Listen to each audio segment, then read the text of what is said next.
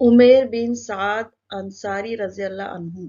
उमेर बिन साद अंसारी रजी अल्लाह अन्हु।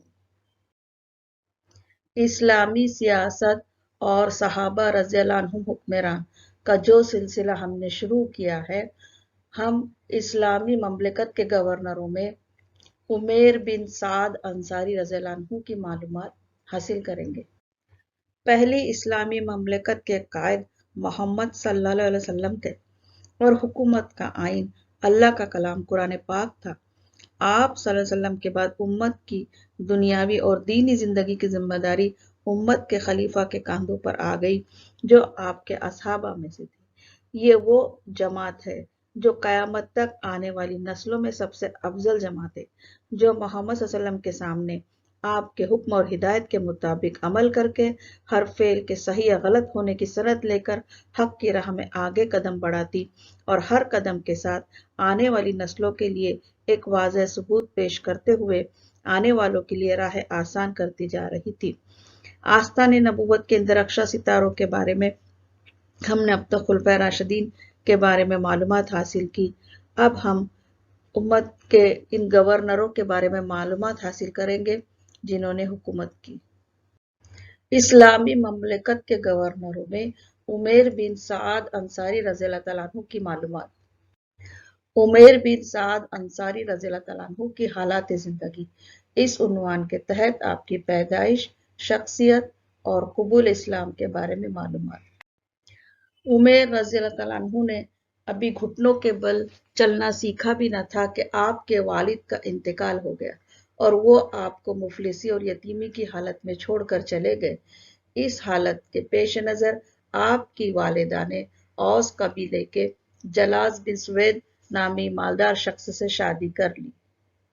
आप रज़ी अल्लाह तआला अन्हु के सौतेले वालिद ने आपको हमदर्दी, शफकत, मोहब्बत के साथ साथ हर तरह की नेमतों से मालामाल किया और आप भूल ही गए कि आप यतीम हो गए हैं और आपने भी एक बेटे का फर्ज बखूबी निभाया, उनको इज्जत और एहतराम दिया, उनकी हर बात मानी।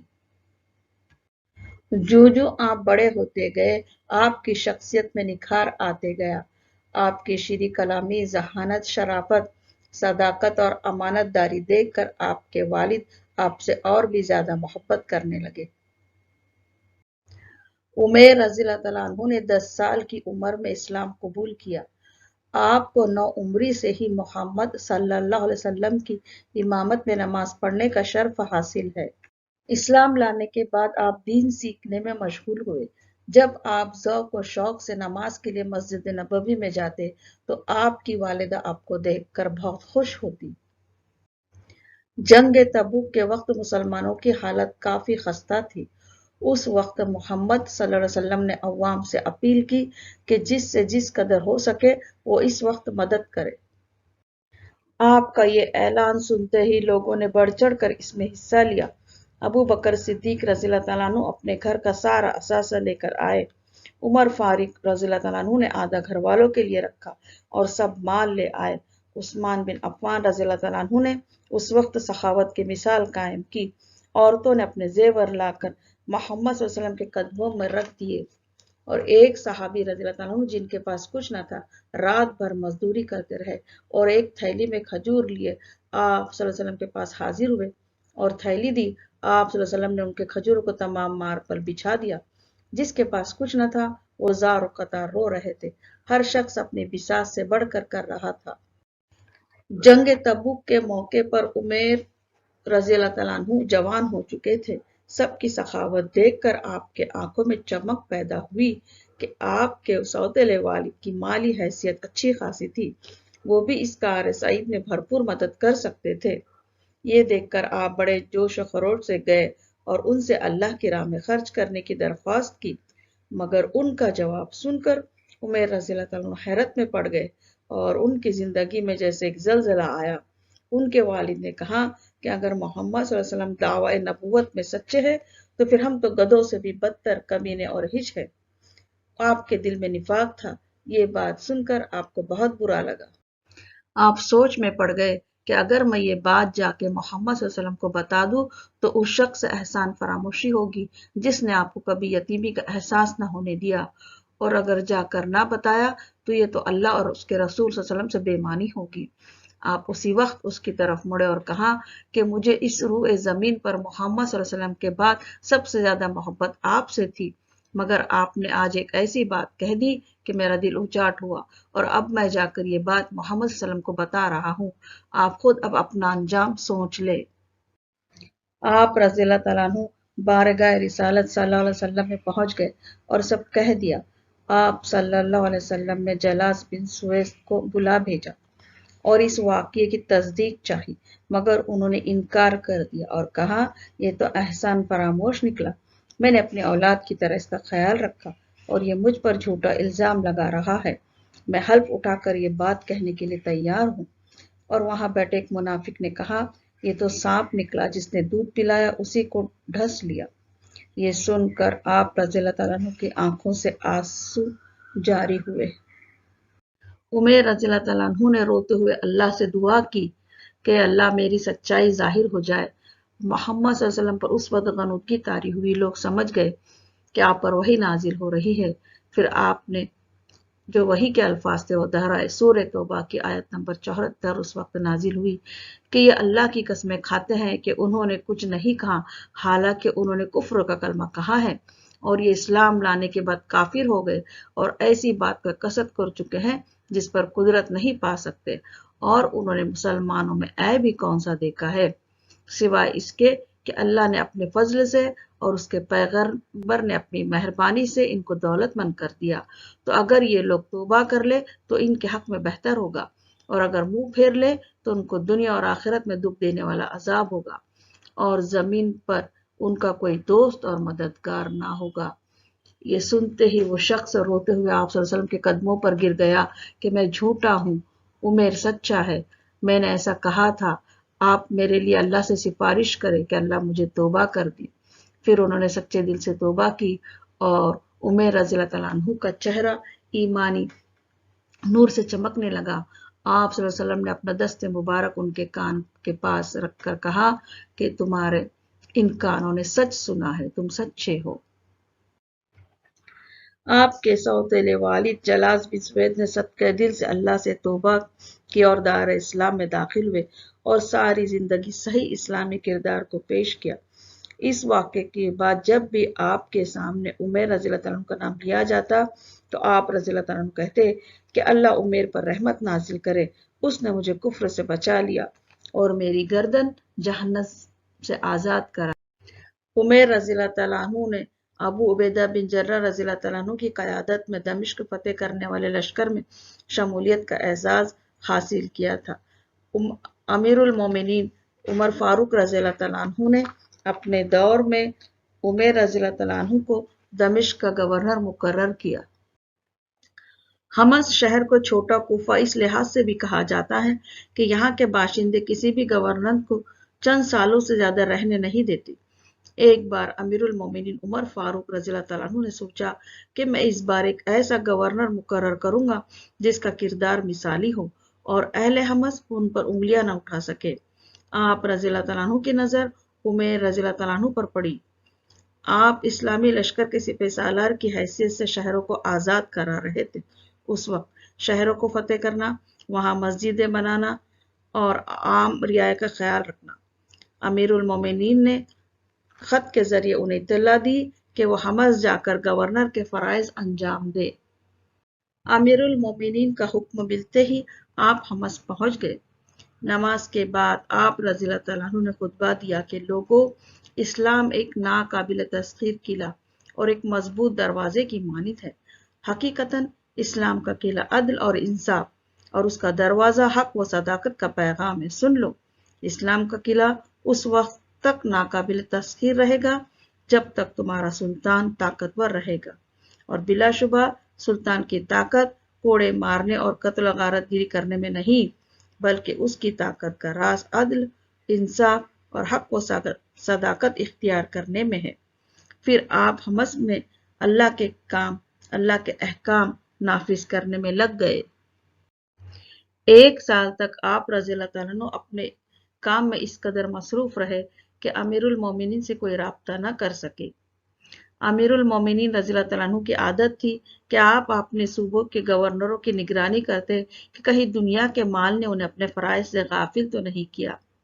जब आपकी 1 साल तक कोई खबर न आई और न बैतुल माल में कोई रकम जमा हुई, तो आप रज़ियल्लाहु तआला अन्हु ने खत भेजा कि फौरन आए और साथ में जो माल जमा है वो भी लेते आए। हुक्म मिलते ही आप सफर पर चल पड़े। आप सफर के लिए निकले। आप रज़ियल्लाहु तआला अन्हु के पास ज़ादे रहा एक कटोरा, एक कुल्हाड़ी था और आप मदीने की तरफ चल पड़े।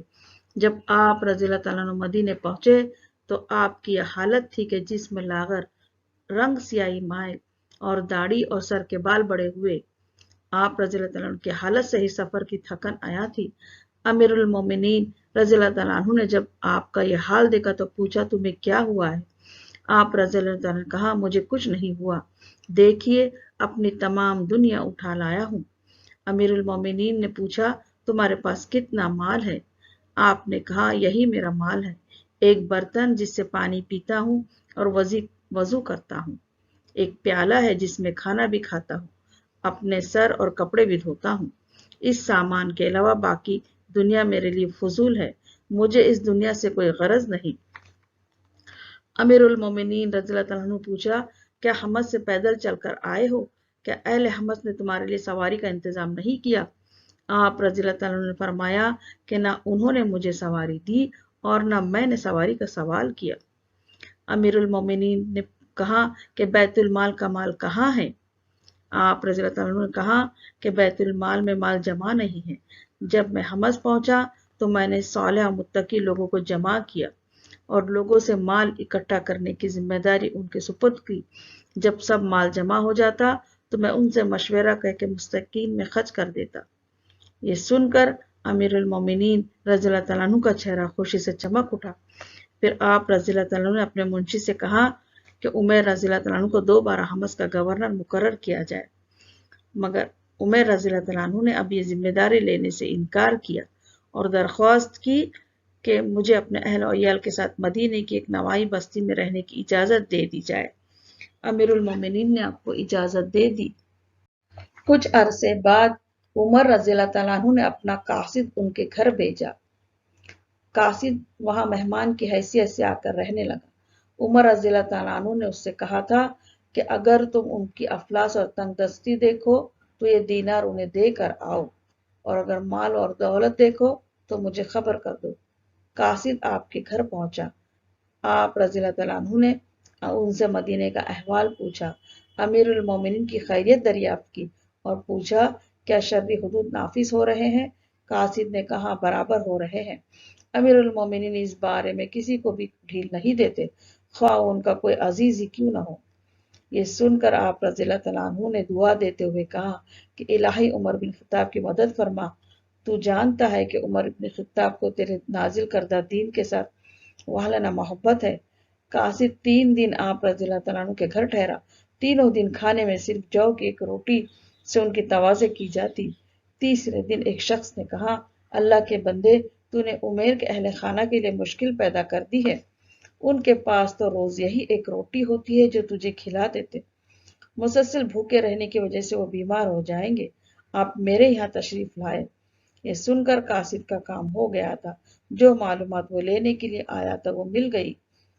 उन्होंने दीनार की थैली उमर रज़ियल्लाहु तआला अन्हु को दी। आपने पूछा, ये क्या है? उन्होंने कहा, ये आपके लिए अमीरुल मोमिनीन ने भेजा है। आपने कहा, ये उन्हें वापस लौटा दे, मुझे इसकी जरूरत नहीं है।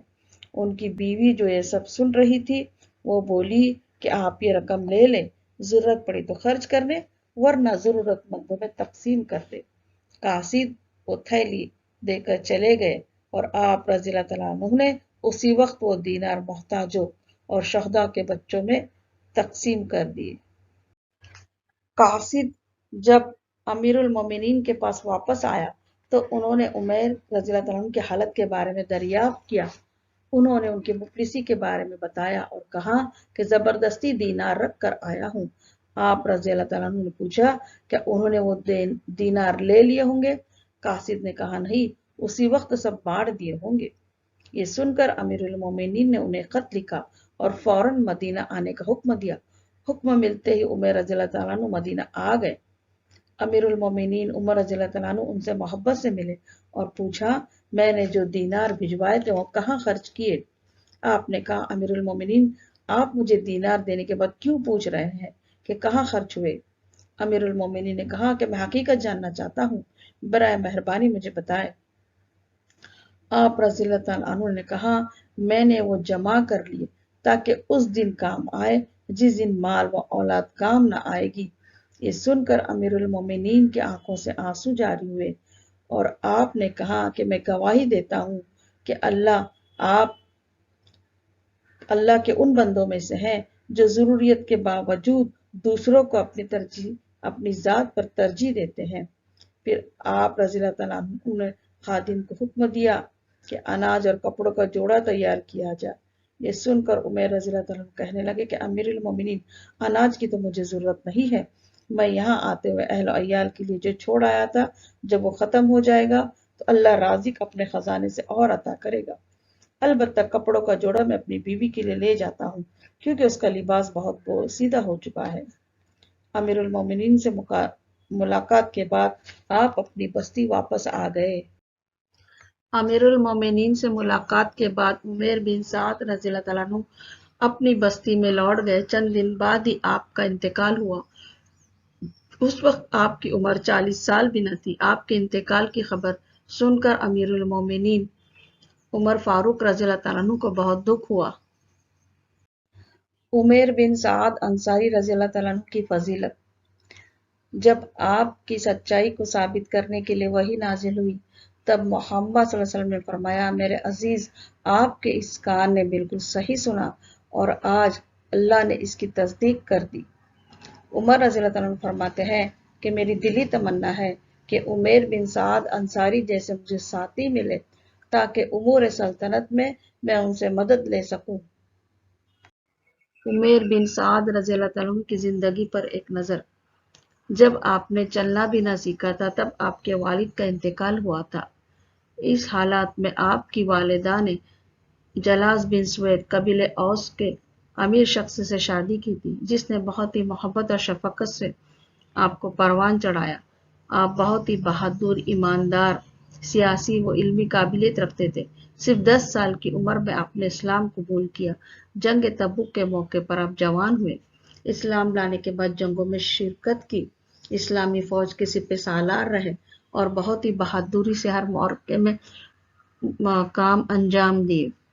और 23 हिजरी से पहले ही आपका इंतकाल 40 साल की उम्र में हुआ। उमर बिन साद अंसारी रज़ियल्लाहु तआला अन्हु की सियासी जिंदगी पर एक नजर। उमर रज़ियल्लाहु तआला अन्हु के दौर में आप दमिश्क और फिर हमस के गवर्नर थे।